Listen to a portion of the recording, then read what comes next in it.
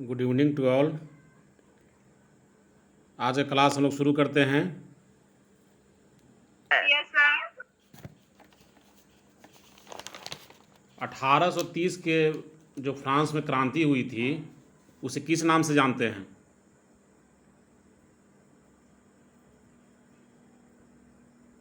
France की जुलाई क्रांति। हाँ, जुलाई क्रांति, क्योंकि वो जुलाई के महीना में हुई थी, इसलिए उसे जुलाई क्रांति के नाम से जानते हैं। इसका क्या परिणाम हुआ?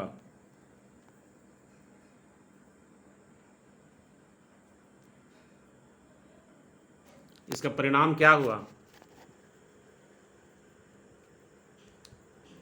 फ्रांस में बुर्बो वंश का सत्ता का क्या हुआ? अंत हो गया। फ्रांस में 1830 की फ्रांसीसी क्रांति के बाद बुर्बो वंश का जो सत्ता थी उसका अंत हो गया। बुर्बो वंश का जो शासक था चार्ल्स दसम, वह 31 जुलाई को गद्दी छोड़ करके कहाँ भाग गया? इंग्लैंड भाग गया। और उसके बाद ऑरलियंस वंश के लुई फिलिप को राजगद्दी सौंपी गई। तो बुर्बो वंश के स्थान पर किसकी सत्ता की स्थापना हुआ? बुर्बो वंश के स्थान पर कौन वंश आया? तो उसका नाम है ऑरलियंस वंश। चार्ल्स दसम के स्थान पर कौन बैठा? Louis Philippe. ठीक है,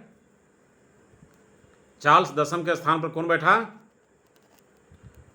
लुई फिलिप। और बुर्बो वंश के स्थान पर ऑरलियंस वंश आया।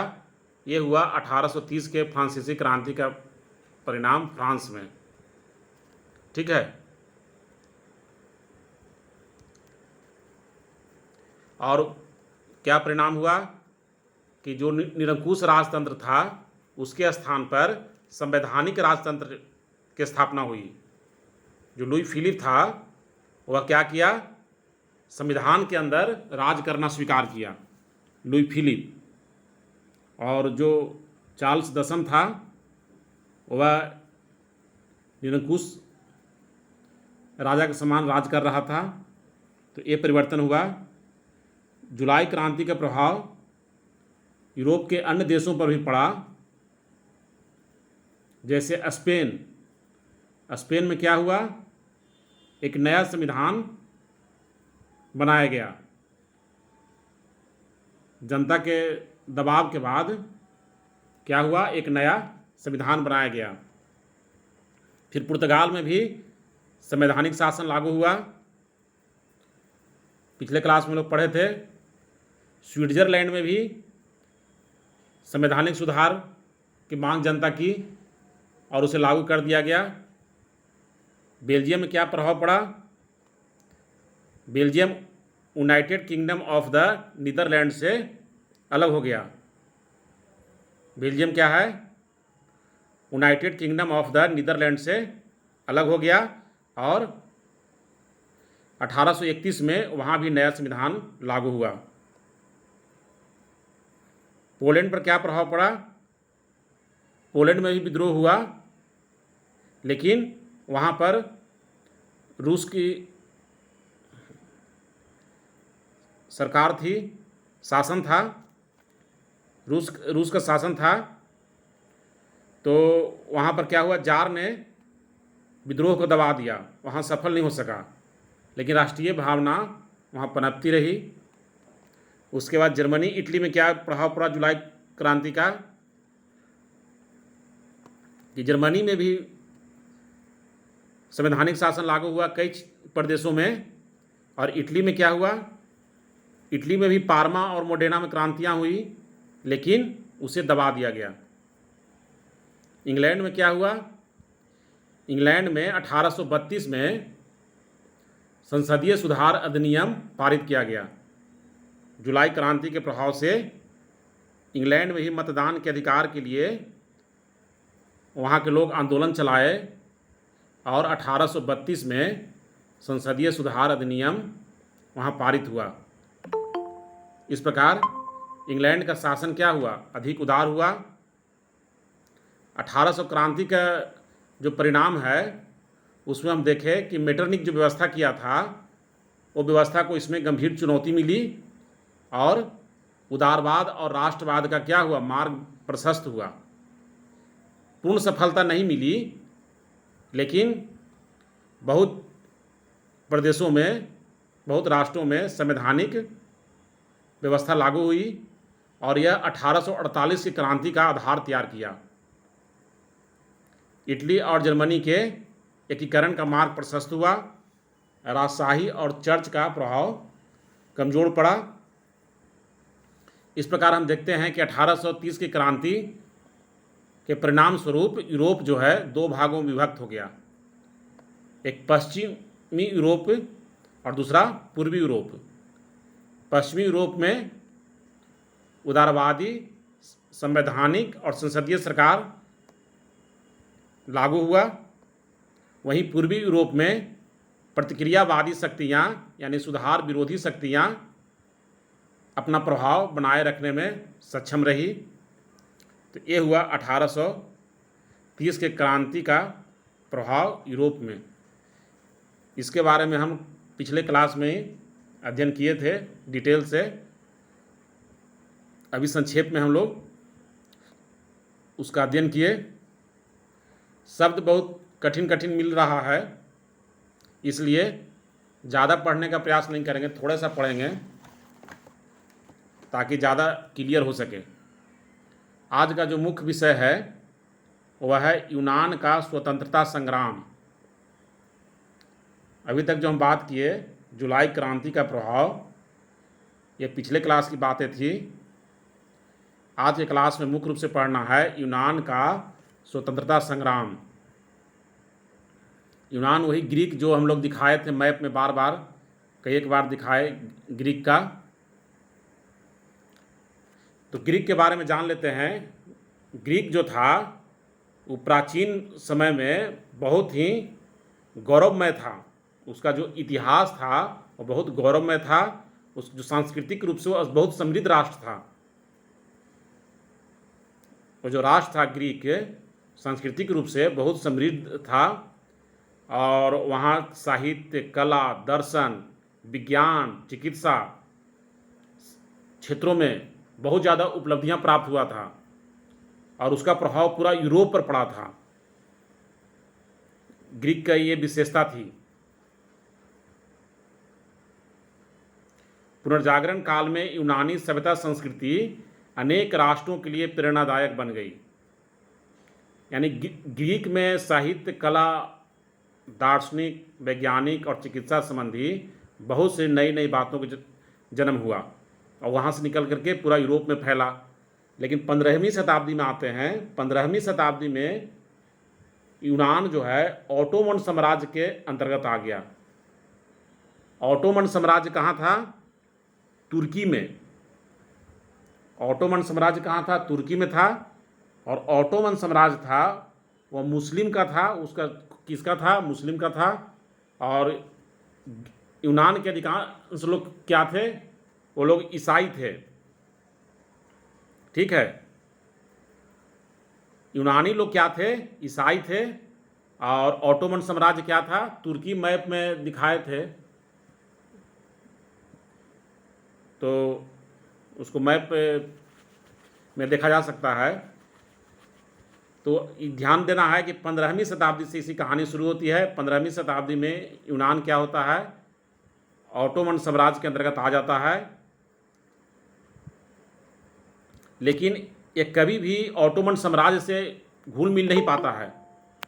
तुर्की का जो ऑटोमन साम्राज्य था उससे जो यूनानी लोग हैं कभी लगाव नहीं रख पाते हैं, क्योंकि तुर्की ने कभी भी इसको अपना बनाने का प्रयास नहीं किया, इसको भिन्न दृष्टि से ही देखा।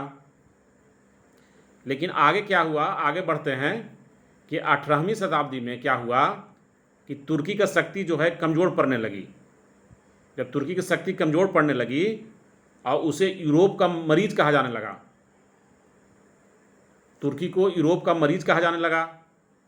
तो इस कमजोरी को लाभ उठा करके जो क्रांतिकारी लोग थे, जिसको राष्ट्रवादी लोग भी कह सकते हैं, उदारवादी भी कह सकते हैं, वो सब क्या हुआ, आंदोलन का रास्ता अपनाए। और लोग उस पर और क्या चीज़ का प्रभाव पड़ा। 1789 की जो फ्रांसीसी क्रांति हुई थी, यूनान के लोगों पर किन किन बातों का प्रभाव पड़ा। तो 1789 में जो फ्रांसीसी क्रांति हुई थी और नेपोलियन युद्ध के बाद जो राष्ट्रवाद का जो भावना बढ़ाया था यूरोप में, और वियना कांग्रेस में क्या हुआ था, वियना कांग्रेस में मेटरनिक व्यवस्था लाया गया था। वियना के संधि के द्वारा मेटरनिक व्यवस्था लाया गया था। तो उन सब के प्रति आक्रोश इसके अंदर भरा यूनानियों में। तो राष्ट्रवादी विचारधारा क्या हुआ, आगे बढ़ी। और राष्ट्रवादी भावना को आगे बढ़ाने में धर्म का बहुत बड़ा हाथ था। राष्ट्रवादी विचारधारा को आगे बढ़ाने में, चूँकि सभी लोग ईसाई थे वहाँ, तो ईसाई धर्म के आधार पे, ईसाई का मतलब एक धर्म के आधार पे भी राष्ट्रवाद का जन्म होता है। हम लोग शुरू में ही पढ़ लिए हैं, जाति के आधार पे, धर्म के आधार पे, क्षेत्र के आधार पे ये राष्ट्रवाद का जन्म होता है। तो धर्म यहाँ पर रोल अदा किया राष्ट्रवाद के जन्म में लेने में। इसके अलावे वहाँ पर बौद्धिक आंदोलन भी हुआ। बौद्धिक आंदोलन करने में कई दार्शनिकों का रोल रहा, जिन्होंने लोगों को विचारों को पलट कर रख दिया, उनकी सोचने का ढंग पलट दिया कि हम तुर्की के अधीन रहें, हम क्यों ऑटोमन साम्राज्य के अधीन रहें, हमें ऑटोमन साम्राज्य के अधीन नहीं रहना चाहिए, हमारा जो है स्वतंत्र होना चाहिए देश। इस तरह का बौद्धिक आंदोलन हुआ। इसमें कई दार्शनिकों का स्थान था। कुछ नाम आएगा जो थोड़ा सा सुनने में कठिन लगेगा, तो उसको लिख लेना। कोरेइंस नामक दार्शनिक ने यूनानियों में राष्ट्र प्रेम की भावना का प्रचार किया। तो एक दार्शनिक थे, उनका नाम था कोरेइंस। तो कोरेइंस जो दार्शनिक थे, उन्होंने क्या किया, अपने विचारों से लोगों में राष्ट्र प्रेम की भावना भरी। वो कई लेख लिखे। वो लेख लिख करके उसे अपना संस्कृति से प्रेम करना सिखाया कि हमारी संस्कृति अलग है, ऑटोमन साम्राज्य की संस्कृति अलग है। ऑटोमन के साम्राज्य की संस्कृति मुस्लिम संस्कृति थी और इसकी संस्कृति ईसाई की संस्कृति थी। तो अपने संस्कृति और परंपरा के प्रति जागरूक रहने के लिए लोगों को संदेश दिया। कौन संदेश दिया?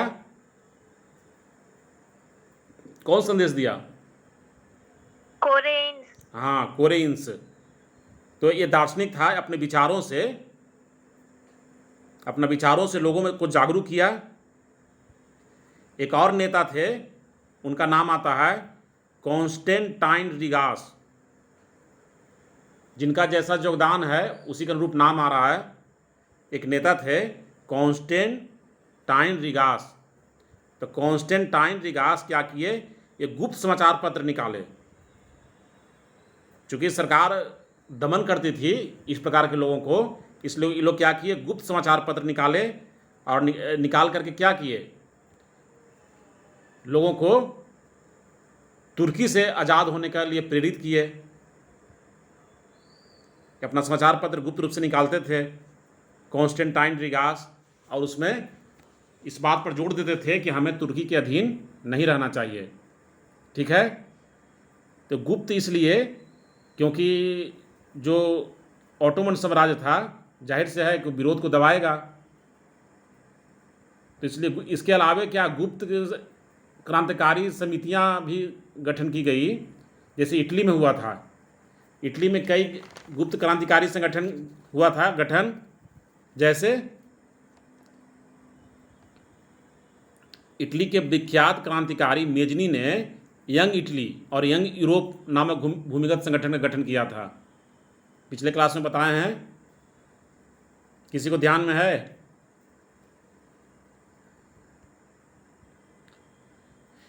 इटली में क्या हुआ था, यंग इटली और यंग यूरोप नामक भूमिगत संगठन का गठन हुआ था। उसी प्रकार यूनान में भी कई भूमिगत संगठन का गठन हुआ।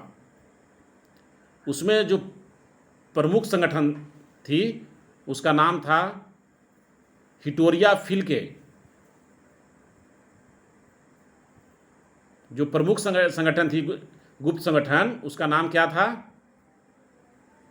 हिटोरिया फिल्के। तो नाम लिख लेना, नाम तो कठिन कठिन आ रहा है। हिटोरिया फिल्के क्या था? हिटोरिया फिल्के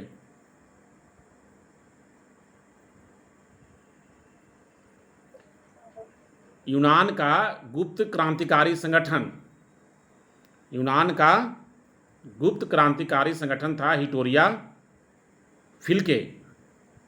इसका उद्देश्य क्या था?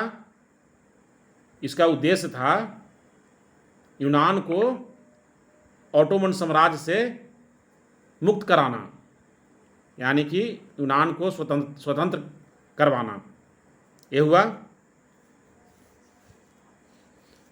अब हम लोग देखते हैं कि घटनाक्रम क्या रहा।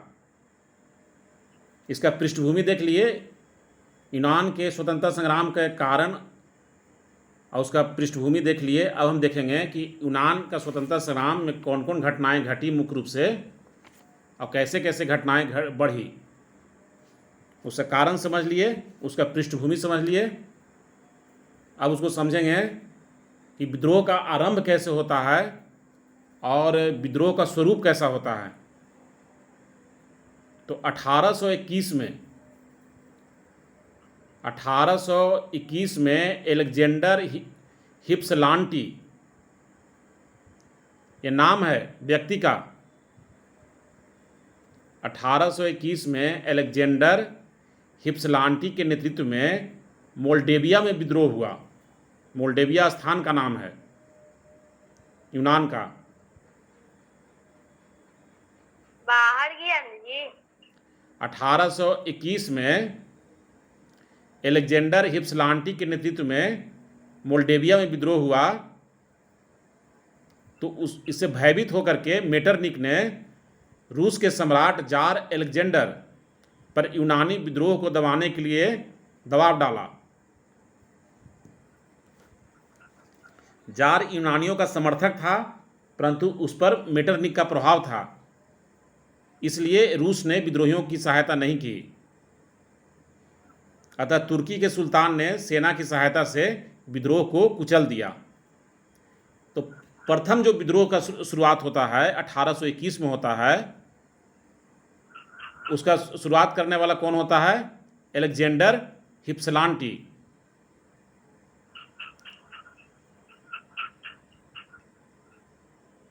एलेक्जेंडर हिप्सलांटी। और उसकी शुरुआत कहाँ पर होती है? मोल्डेविया नामक जगह पर। मोल्डेविया। और इसका परिणाम क्या होता है? परिणाम होता है कि इस विद्रोह को दबा दिया जाता है, कुचल दिया जाता है और हिप्सलांटी को गिरफ्तार करके जेल भेज दिया जाता है। ये विद्रोह क्या होता है? असफल हो जाता है।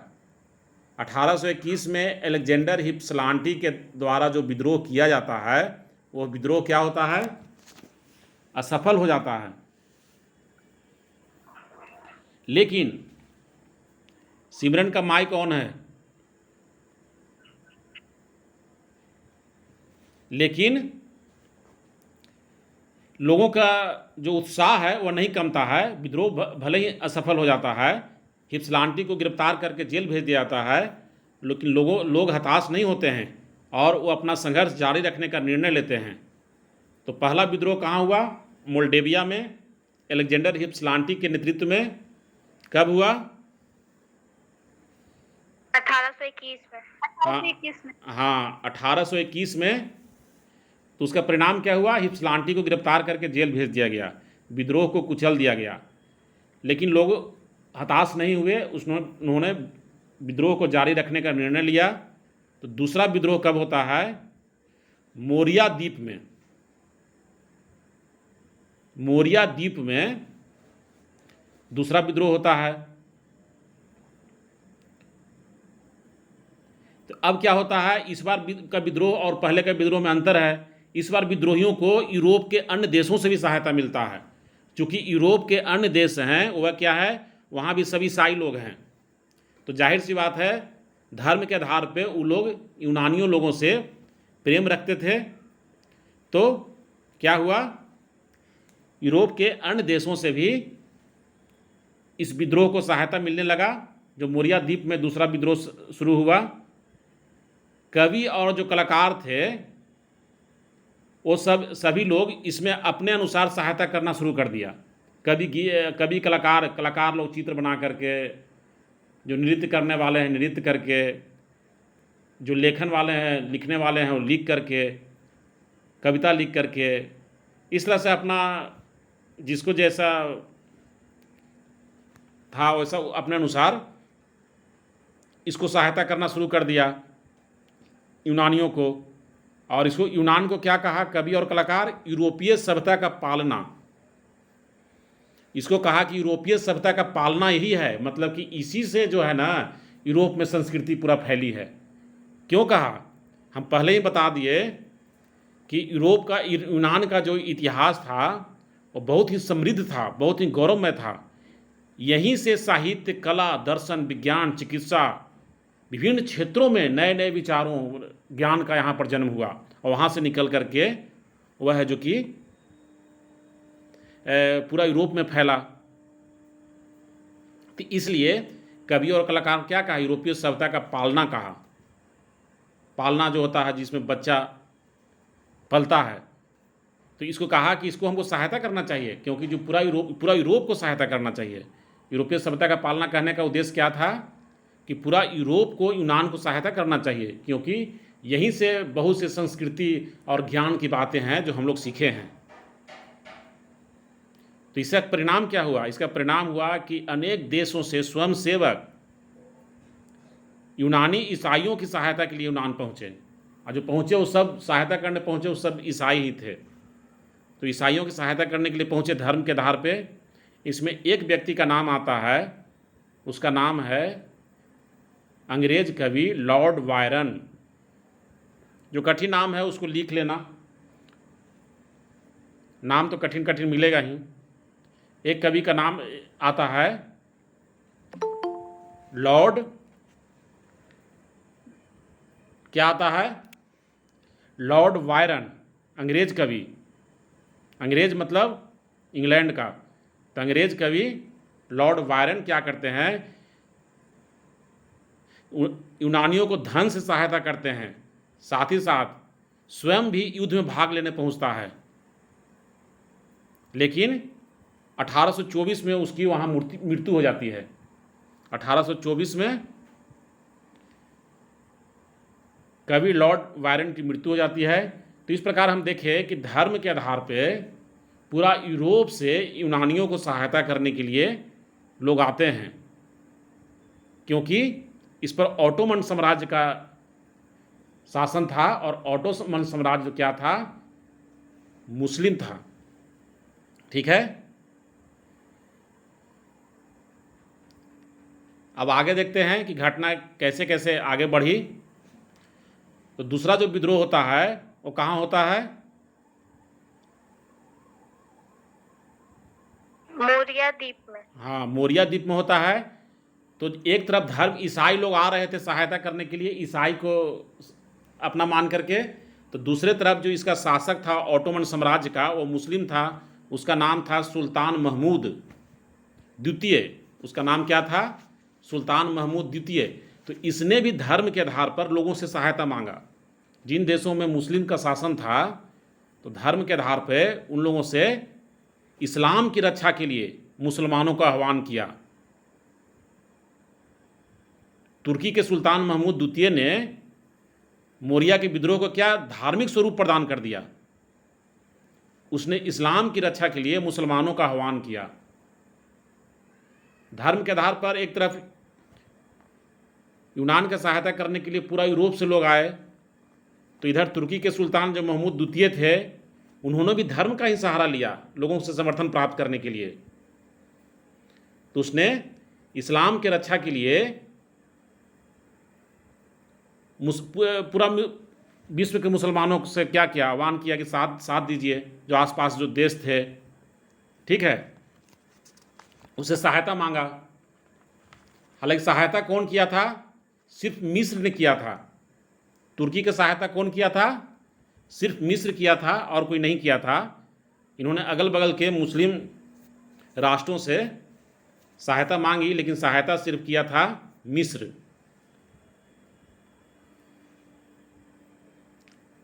तो इस प्रकार मोरिया जो विद्रोह हुआ, तो 1822 में लगभग 20,000 यूनानी को मौत के घाट उतार दिया गया। ये इसका मतलब परिणाम हुआ। तो जाहिर सी बात है कि आंदोलन होगा तो राजा उसको चाहता है शक्ति से दबाना, कोई भी सत्ता छोड़ना नहीं चाहेगा। तो इसको सहायता कौन किया था? मिस्र के शासक पाशा मोहम्मद अली। आह्वान तो किया कई एक मुस्लिम राष्ट्रों से, लेकिन सिर्फ मिस्र से सहायता मिली।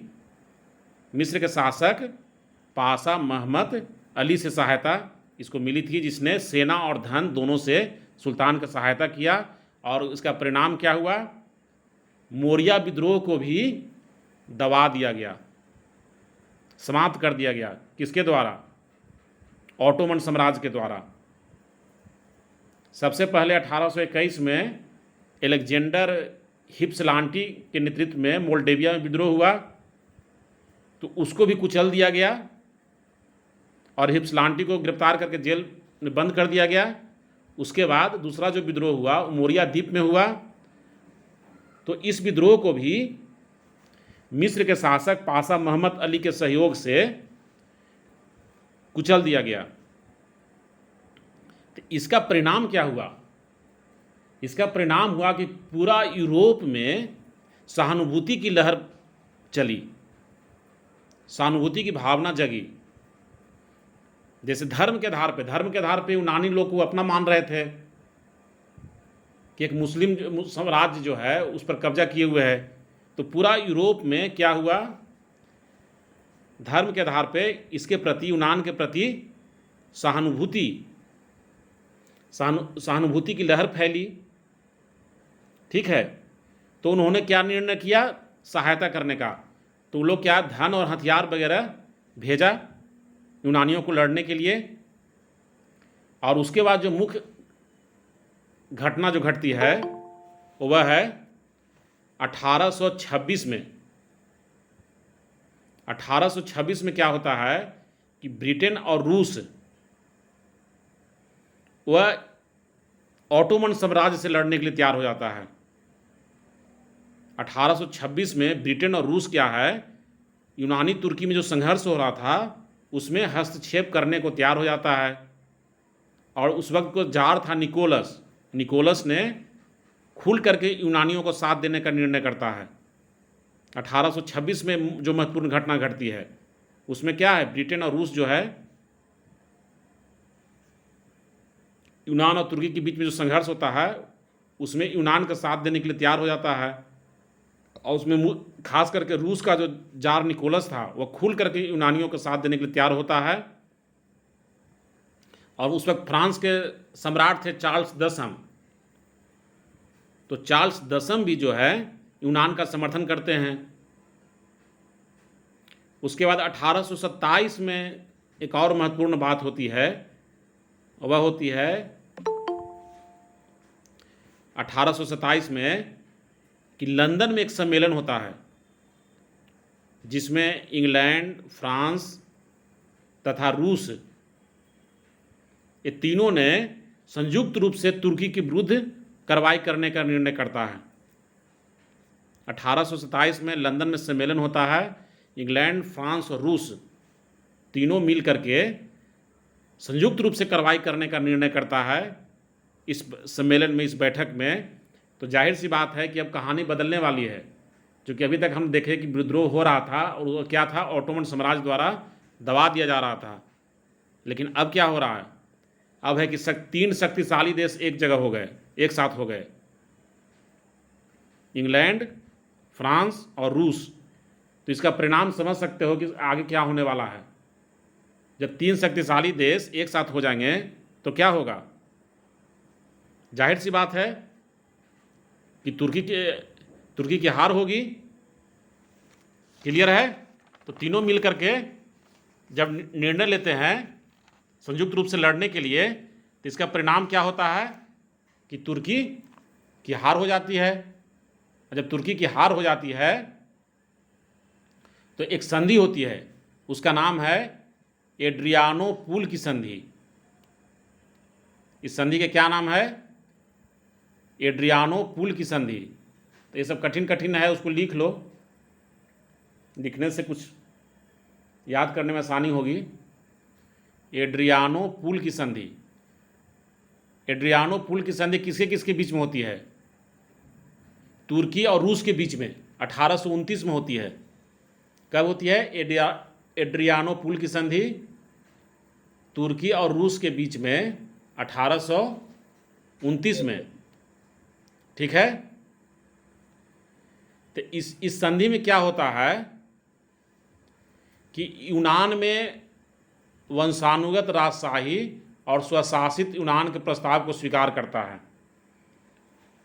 इसका मतलब हुआ कि यूनान में राजाओं का शासन रहेगा और उसको स्वतंत्रता दी जाएगी यूनान को, लेकिन इससे वहाँ के राष्ट्रवादी संतुष्ट नहीं होते हैं, तो यूनान के लोग इस संधि को ठुकरा देते हैं।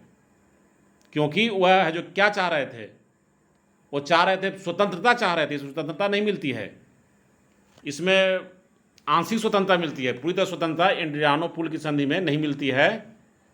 तो वहाँ के लोग क्या करते हैं, संधि को ठुकरा देते हैं। और इंग्लैंड और फ्रांस भी नहीं चाहता है कि यूनान पर रूस का प्रभाव बढ़े, वहाँ भी तो दुश्मनी है। तो इसके बाद क्या होता है, 1832 में एक महत्वपूर्ण संधि होती है। 1832 में, उसका नाम है कुस्तुनतुनिया की संधि।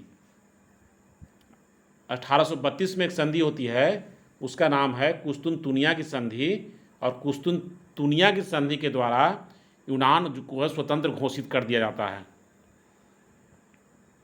कुस्तुनतुनिया की संधि के द्वारा यूनान को स्वतंत्र घोषित कर दिया जाता है और बवेरिया के राजकुमार ओटो को यूनान का शासक बनाया जाता है।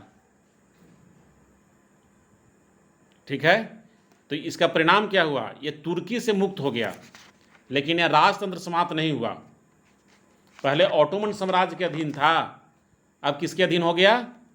बवेरिया के राजकुमार ओटो बवेरिया के अधीन हो गया। तुर्की से मुक्ति मिली, लेकिन राजतंत्र समाप्त नहीं हुआ। लेकिन फिर भी काफ़ी कुछ अंतर हुआ, क्योंकि अब एक स्वतंत्र राष्ट्र की स्थापना हुई इसमें। तो यही कहानी है यूनान के स्वतंत्रता संग्राम का, जो कि 1832 में कुस्तुनतुनिया की संधि पर आकर समाप्त होता है। 1821 में एलेक्जेंडर हिप्सलांटी के नेतृत्व में मोल्डेविया में विद्रोह के साथ शुरुआत होता है और इसकी समाप्ति कब होती है? 1832 में कुस्तुनतुनिया की संधि के द्वारा एक स्वतंत्र यूनान राष्ट्र की स्थापना हो जाती है। और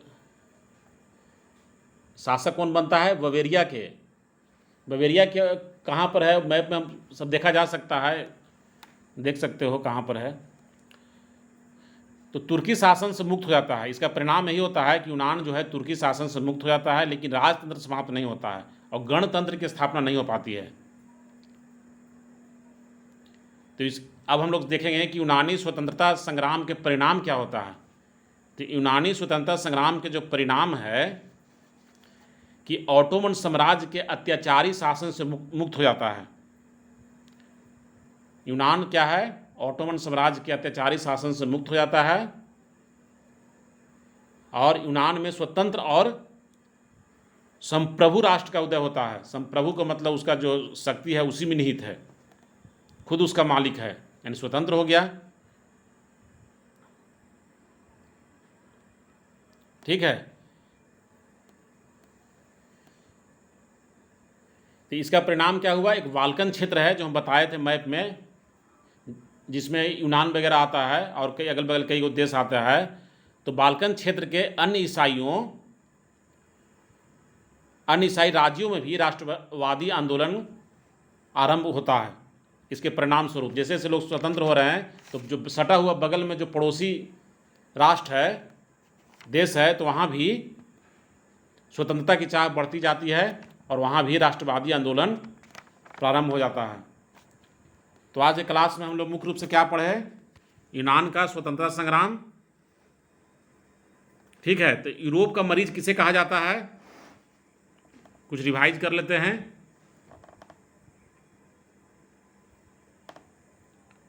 यूरोप का मरीज कहा गया था तुर्की को 18वीं शताब्दी में। जब तुर्की की शक्ति कमजोर होने लगी तो इसे क्या कहा गया? यूरोप का मरीज कहा गया। दूसरा जो महत्वपूर्ण है, किस दार्शनिक ने यूनानियों में राष्ट्र प्रेम की भावना का प्रचार किया? कोरेंस ने। और तीसरा महत्वपूर्ण प्रश्न कि किस नेता ने गुप्त समाचार पत्रों के माध्यम से तुर्की में स्वतंत्रता की लहर फैलाई?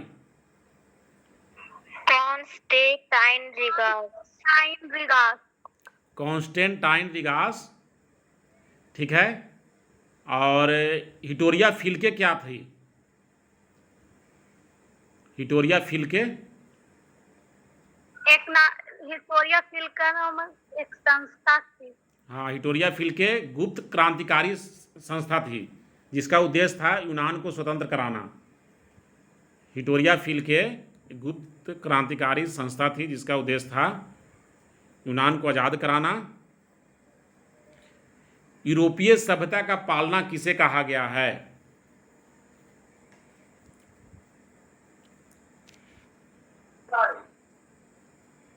यूरोपीय सभ्यता का पालना किसे कहा गया है? यूनान को। कवियों और कलाकारों को। यूनान को। कवियों और कलाकारों ने कहा यूनान को। यूरोपीय सभ्यता का पालना किसे कहा? यूनान को। किस विख्यात अंग्रेज कवि की यूनान में मृत्यु हो जाती है संघर्ष के दौरान? अंग्रेज कवि लॉर्ड बायरन। Lord Byron. हाँ, ठीक है। मोरिया के विद्रोह के समय तुर्की का सुल्तान कौन था? महमूद द्वितीय। महमूद द्वितीय, सही है। उस वक्त मिस्र के शासक कौन था?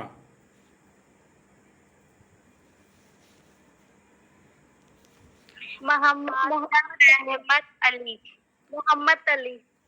पाशा महमद अली। Pasha yes sir. महमद अली। ठीक है।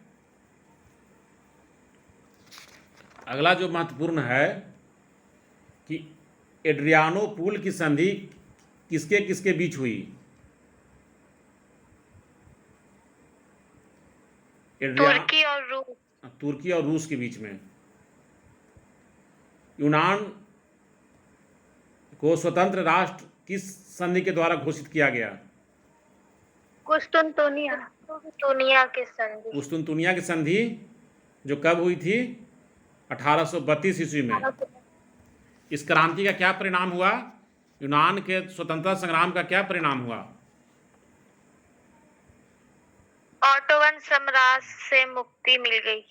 ऑटोमन साम्राज्य से मुक्ति मिल गई और यूनान क्या हुआ? एक स्वतंत्र और संप्रभु राष्ट्र बना। या गणतंत्र का स्थापना यहाँ नहीं हुई, राजतंत्र ही रहा, लेकिन यह एक स्वतंत्र बना। स्वतंत्र राष्ट्र का निर्माण हुआ और बवेरिया के राजकुमार ऑटो को यूनान का शासक बनाया गया। ठीक है।